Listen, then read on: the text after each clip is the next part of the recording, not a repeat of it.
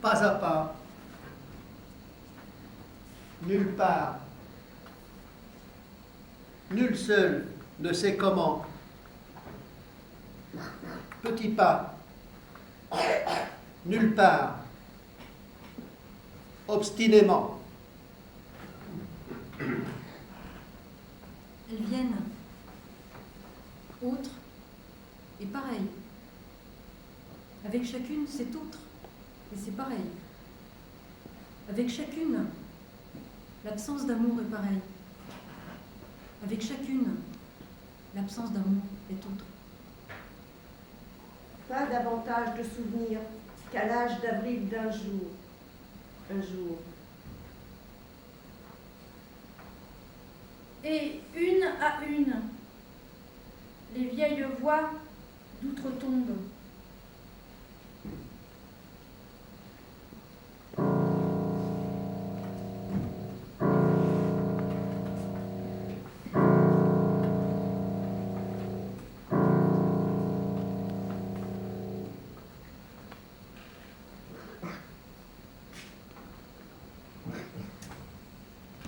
Debout, au petit matin ce jour-là, j'étais jeune alors, dans un état,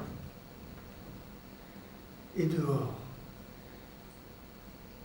ma mère, pendue à la fenêtre en chemise de nuit, pleurant et gesticulant. Beau matin frais, clair trop tôt comme si souvent, mais alors dans un état très violent. Le ciel allait bientôt foncer, et la pluie tombait, et tombait toute la journée, jusqu'au soir. Puis de nouveau bleu et soleil, une seconde, puis nuit. Sentant tout ça, combien violent et la journée que ça allait être, je fis halte et demi-tour. Ainsi, retour tête baissée, à l'affût d'un escargot, limaçon ouvert. Grand amour au cœur aussi, pour tout ce qui est fixe et à racines, cailloux, arbustes et similaires, trop nombreux à dire.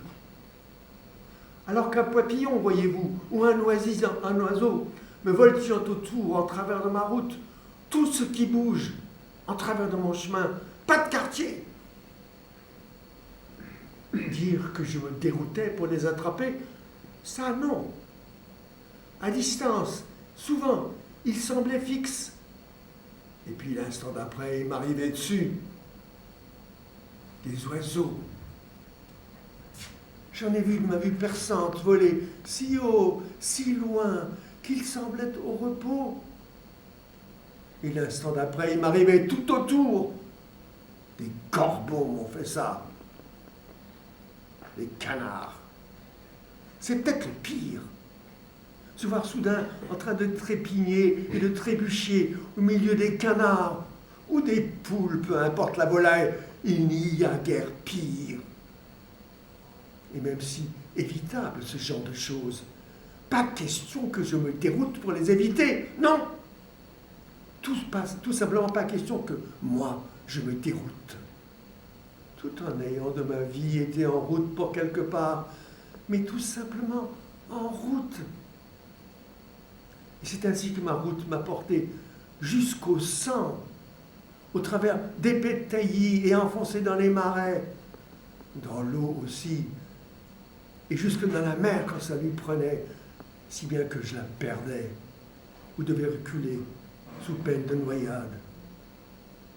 Et c'est ainsi que je mourrai enfin, s'il ne m'attrape pas. Je veux dire, noyé ou dans les flammes. Oui, c'est peut-être ainsi que je mourrai enfin, mourant torche vivante dans les flammes. Puis je levai les yeux et vis ma mère, toujours à la fenêtre, gesticulant pour que je revienne, ou m'en aille, je ne sais pas, ou sans raison, sans autre raison que son pauvre amour impuissant. et j'entendis faiblement ses cris. Le tour de la fenêtre était vert pâle, le mur de la maison gris, et ma mère blanche et si mince qu'elle laissait passer mon regard. Perçante ma vue alors, jusqu'au fond sombre de la chambre. Et en plein sur tout ça, le soleil encore bas, à l'Orient, et tout ça petit à cause de la distance. Je le revois, le vieux gris, et le mince ouvert, et le blanc mince sur fond sombre. Si seulement elle avait pu rester tranquille et me laisser contempler, mais non!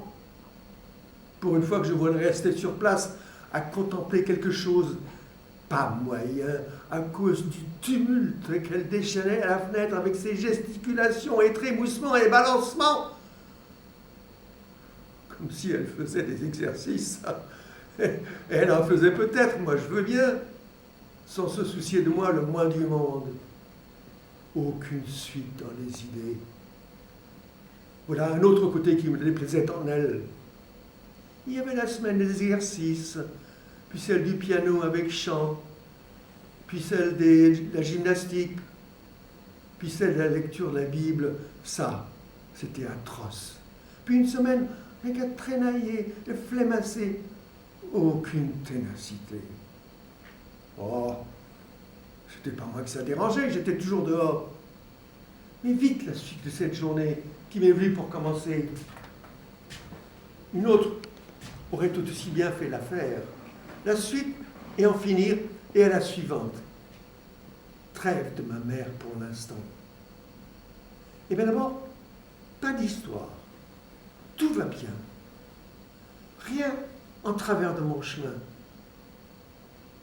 Sauf, dans le lointain, un cheval blanc, suivi d'un garçon, ou ça pouvait être un homme ou une femme de petite taille. C'est là le seul cheval entièrement blanc dont je me souvienne. Ce que les Allemands appellent un Schimmel. Schimmel, joli mot pour une oreille anglaise. Il traversa mon chemin dans le lointain, puis disparut, dans la verdure sans doute. Le soleil donnait en plein sur lui, comme tantôt sur ma mère, et j'ai cru voir, du zèbre en le flanc, une sorte de bande ou de raie rouge, peut-être une sous-ventrière, peut-être qu'il allait quelque part pour être attelé à une carriole ou similaire. Il traversa mon chemin dans le lointain, puis disparut, dans la verdure sans doute. Je n'ai vu que la soudaine apparition du cheval, puis sa disparition. Je dois dire que le blanc m'a toujours fait une grosse impression. Tout ce qui est blanc, drap, mur, etc. Même les fleurs. Et puis le blanc tout court. L'idée du blanc, sans plus. Mais vite la suite de cette journée qui me vit pour commencer, et à la suivante.